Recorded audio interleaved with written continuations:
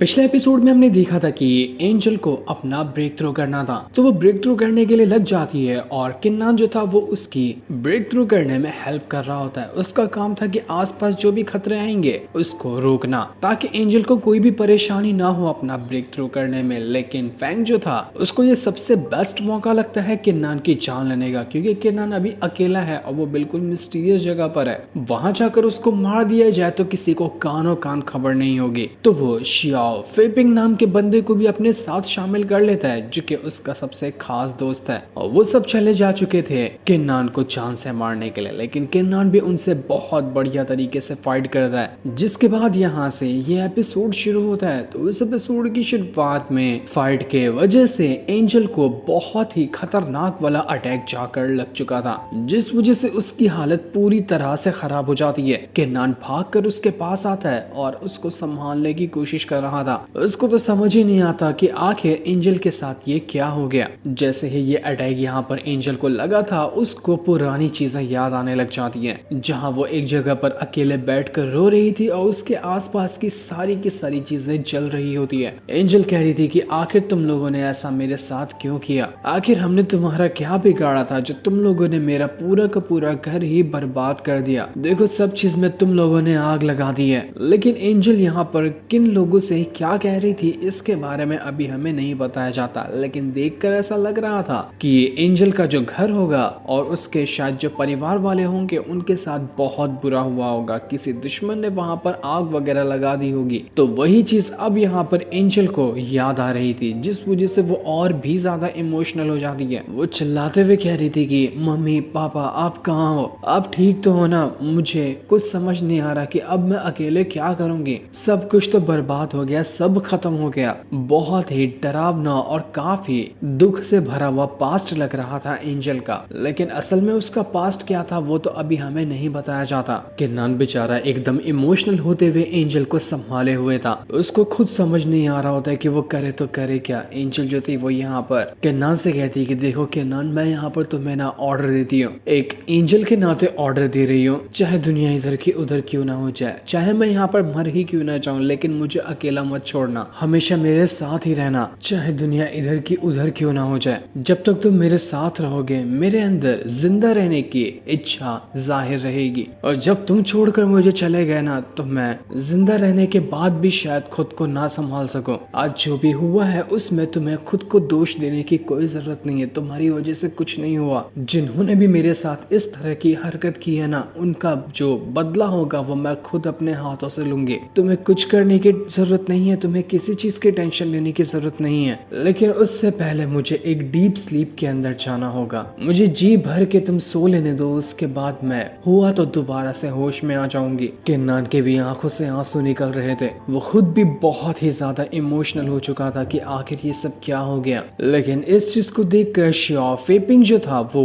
जोर जोर से हंस रहा होता है कि जरा देखो तो किन्नान को किस तरह से लड़कियों जैसा रो रहा है। अबे वही किन्नान, तुझे इतना ज्यादा रोने की जरूरत नहीं है, क्योंकि उस एंजल के बाद तो अगला नंबर तेरा ही है। कुछ मिनट बाद तू भी उसी हालत में पड़ा रहेगा, तब तेरे लिए रोने कौन आएगा। तो ज्यादा उदास मत हो, मैं हूं ना यहाँ पर, मैं तुझे तेरी एंजल के पास भेज देता हूँ। इसके बाद वो अपना एक बहुत ही ज्यादा स्ट्रॉन्ग अटैक रेडी करते हुए बेचारे किन्नान के ऊपर अटैक कर रहा था, जब किन्नान ने एंजल को गोद में पकड़ा होता है। और किन्नान का इस अटैक पर ध्यान तक नहीं गया था, लेकिन अचानक में वो अटैक आकर किन्नान को लगता कि इससे पहले शियाओ बीच में आ जाती है, और उसने यहाँ पर आने के बाद फेपिंग का जो अटैक था उसको रोक लिया था। अब दोनों का यहाँ पर नेम शियाओ है, तो हम पुरानी वाली शियाओ को शियाओ ही कहेंगे, और ये जो नया बंदा था इसको इसके फुल नेम से पुकारेंगे, जो कि फेपिंग है। किन्नान के अब यहाँ पर बर्दाश्त के बाहर हो चुका था, उसके आंखों में खून सवार हो गया होता है फेपिंग और फैंग की जान लेने का। वो अब तो यहाँ पर उन दोनों को नहीं छोड़ने वाला। किन्नान के गुस्से की वजह से वहां पर आसमान से बिजलियां गिरने लग जाती है, एक थंडर ट्रिब्यूलेशन क्रिएट हो रहा था। ठीक वैसा ही थंडर ट्रिब्यूलेशन जो कि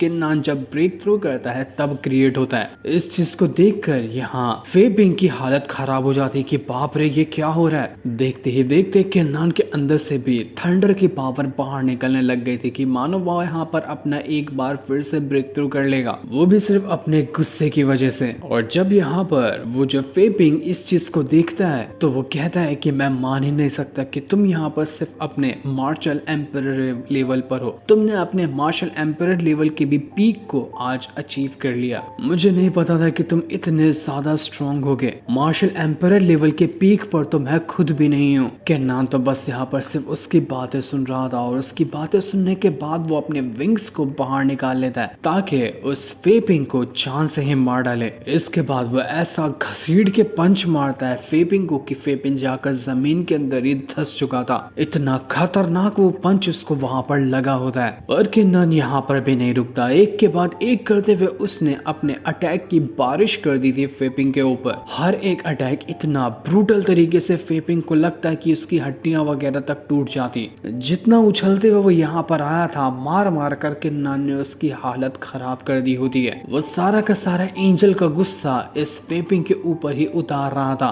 जैसे ही वो थंडर ट्रिपुलेशन केन्नान की तरफ आ रहा था ताकि उसको अपने आगोश में लेकर उसको तकलीफ दे सके कि केन्नान गुस्से के साथ बस एक ही हाथ क्या दिखाता है। वो थंडर ट्रिपुलेशन रिटर्न जा चुका था क्योंकि केन्नान को अभी अपना ब्रेक थ्रू नहीं करना, उसको कुछ नहीं चाहिए, उसको सिर्फ फेपिंग की जान चाहिए। उसके बाद ही वो यहाँ पर शांत होगा। लेकिन जब तक केन्नान यहाँ पर कुछ सेकंड के लिए इस चीज में बिजी हुआ था कि फेपिंग जो था वो अपनी जान बचाकर वहां से भागने लग जाता है। वो वैंग को उठाए हुए वहां से पूरी ताकत लगाकर भागे जा रहा था कि बाप रे, मैंने किसी शैतान से पंगा ले लिया। लगता है जोश जोश में उस केन्नान को मैंने ज्यादा ही कुछ गुस्सा दिला दिया कि अब वो तो शांत होने को तैयार ही नहीं है। बहुत बड़ी गलती हो गई, इसका लेवल पहले से ही जान लेना चाहिए था। ये शैतान इंसान अपना गुस्से की वजह से थंडर ट्रिब्यूलेशन को वापस भेज सकता है, तो ये मुझ जैसे को तो काट कर फाड़ देगा। मैं अगर और थोड़ी मेहनत करता तो मैं भी यहाँ पर अपने मार्शल एम्परर रेल के पीक पर पहुंच जाता, लेकिन अब मुझे नहीं लगता कि ये हो पाएगा। जब तक मैं यहाँ से जिंदा बचकर ना भाग पाऊँ, इसके ऊपर खून सवार है, ये मेरी जान ले लेगा। वो केन्नान से कहता है कि देख भाई, मुझसे गलती हो गई, मुझे माफ कर दे, आइंदा कभी भी मैं ऐसी कोई हरकत नहीं करूंगा,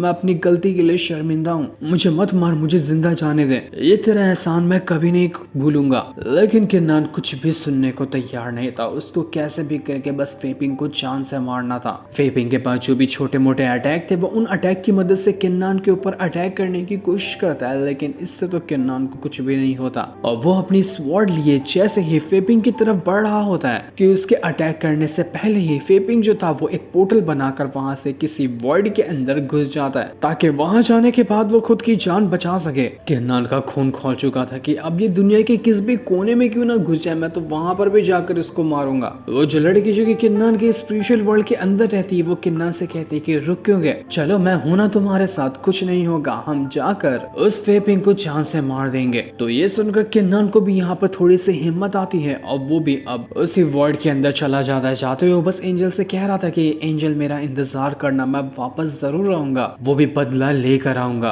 तो वहीं शियाओ जो थी वो वहां पर एंजल को संभाल रही होती है क्योंकि एंजल की हालत बुरी तरह से खराब और वो होश में भी नहीं थी, सिर्फ हल्की हल्की उसकी यहाँ पर सांसें चल रही होती है। लेकिन तब वहां पर किंग लोंग सेक के लॉर्ड पहुंच जाते हैं जो अपनी पावर को एक्टिवेट करते हुए यहाँ पर आए हुए थे। वो अपनी पावर की मदद से एंजल को अपने पास बुलाते हैं और सबसे पहले उसको चेक करने की कोशिश करते हैं कि किस तरह की हालत अभी एंजल की है। चेक करने के बाद उन्हें पता चलता है कि थोड़ा सा बिल्कुल मामूली सा चांस है, लेकिन चांस जरूर है एंजल के बचने का। लेकिन अब चाहे 1% भी क्यों ना हो, मुझे वो चीज ट्राई करनी ही होगी ताकि मैं एंजल को बचा सकूं। उम्मीद तो लग रही थी कि एंजल यहाँ पर बच जाएगी। तो वहीं फेपिंग जो था वो फैंग के साथ उसकी अपनी स्पिरिचुअल वेल के ऊपर सवार होकर वॉइड के अंदर भागे जा रहा था। वो यहाँ से सुजाकू सेक्टर में भागने की कोशिश कर रहा होता है क्योंकि केन्नान को वहां पर जाना अलाउड नहीं है। और एक बार वो लोग सुजाकू सेट के अंदर चले गए ना, तो उसके बाद पूरा सुजाकू सेट केन्नान को रोकने के लिए पहुंच जाएगा। तो यही तरीका उसने यहाँ पर अपनाया था। वो वॉइड के जरिए उसी ओर बढ़ रहा होता है। वो कह रहा था कि किस्मत अच्छी थी जो आज हम यहाँ पर बच गए, बस इंच भर का फासला था केन्नान की स्वॉर्ड और मेरा, उस टाइम उसने काट कर खत्म कर दिया होता। लेकिन ये खुशी हो रहा था कि तभी वहां पर केन्नान की मार्शल स्पिरिट पहुंच जाती है जो इतना जोर से घसीट के पंच मार देती है उस वेल को कि वेल की हालत खराब हो चुकी थी और वो पूरा वॉइड ही सिर्फ मार्शल स्पिरिट के एक पंच की वजह से फट जाता है। वहीं से थोड़ी दूर खड़ी हुई बेलियान जो थी वो अपनी जो एल्डर थी उसकी कब्र के पास खड़ी होती है और वो उसके लिए प्रार्थना वगैरह कर रहे थे। लेकिन तब उसको आसपास लड़ाई होने की आवाज सुनाई देती है। ये लड़ाई वही थी जो कि केन्नान गुस्से में पूरी तरह से फेपिंग से लड़ने के लिए चाह रहा था। तो वो भी उस लड़ाई को देखने लग जाती है कि असल में यहाँ पर हो क्या रहा है। तो वहीं फेपिंग फेपिंग और फैंग जो थे वो जैसे तैसे करते हुए उस सुजाकू सेक्ट के अंदर आकर पहुंच चुके थे। उनका प्लान तो उनको सफल होता हुआ दिखाई दे रहा था, लेकिन किन्नन ऐसे शांत कहाँ बैठने वाला था। वो भी अपनी पूरी रफ्तार बढ़ाता है और उसको भी पता चल चुका था कि ये लोग अभी गए हैं सुजाकू सेक्ट के अंदर। तो किन्नन भी पूरी रफ्तार के साथ सुजाकू सेक्ट की तरफ ही बढ़ना शुरू कर देता है। उसने एक ही बहुत खतरनाक अटैक करते हुए सुजाकू सेक्ट के ऊपर जो प्रोटेक्शन बैरियर बना था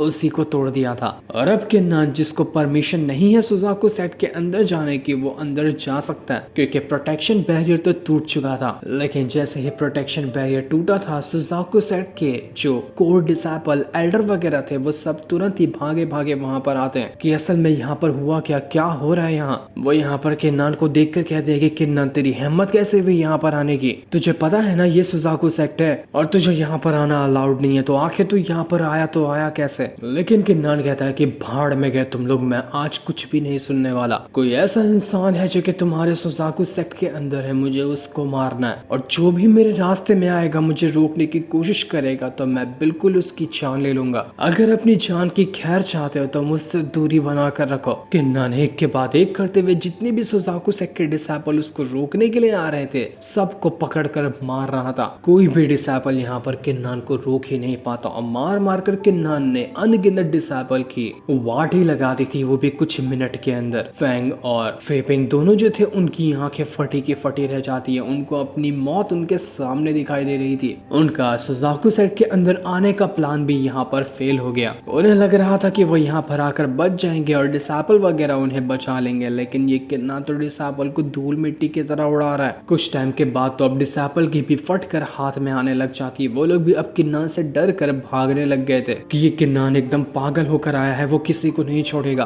और सच में किन्नन किसी को भी नहीं छोड़ता, जो भी उसके रास्ते में आता बस वो उसको अपनी पावर और अपनी स्वॉर्ड की मदद से मारे जा रहा था। हालांकि वो किसी की जान नहीं लेता, लेकिन वो इतना बुरी तरह से मारता है कि एक एक अटैक में जो डिसाइपल को अटैक लगता वो उठने के लायक नहीं होते। उसको जान तो सिर्फ फेपिंग की और फैंग की चाहिए थी। एक दूसरा एल्डर भी वहां पर आकर पहुंच जाता है जो किन्नन से कह रहा था कि आखिर तेरी हिम्मत कैसे हुई हमारे सुजाकू सेक्ट के डिसाइपल पे हमला करने की? चला जा यहाँ से, आखिरी वार्निंग दे रहा, वरना तेरे लिए अच्छा नहीं होगा क्योंकि तूने यहाँ सेक्ट के रूल तोड़े हैं और तू जबरदस्ती घुस आया है हमारे सुजाकू सेक्ट के अंदर। लेकिन गुस्से में किन्नन एक ही पंच मारता है उस एल्डर को कि वो एल्डर भी उड़कर दूर फेंका चुका था। फेपिंग यहाँ पर किन्नन से कहता है कि देख किन्नन भाई, वो तो सिर्फ एक लड़की थी ना एंजल, बस गलती से उसको थोड़ा सा अटैक लग गया तो क्या उसके लिए मेरी जान लेगा? देख भाई माफ कर दे, तू जो बोलेगा मैं वो करने के लिए तैयार हूँ, बस तू मेरी जान बख्श दे क्योंकि मुझे मारने से एंजल वापस थोड़ी ना आ जाएगी। तो किन्नन कहता है कि मुझे पता है वो वापस नहीं आएगी, भले से मैं तेरी जान क्यों ना ले लूं, लेकिन तब भी मैं तेरी जान लूंगा क्योंकि उस चीज से मेरे दिल को सुकून मिलेगा। इतना कहने के बाद किन्नन अपनी स्वॉर्ड लिए एक खतरनाक अटैक सीधा फेपिंग के ऊपर करने को तैयार था ताकि वो उसको मार सके। किन्नन की मार्शल स्पिरिट भी एक्टिवेट हो जाती है और दोनों वो अपना अटैक रेडी कर चुके थे, लेकिन ये अटैक लग पाता कि इससे पहले ही ये एपिसोड यहीं पर एंड हो जाता है।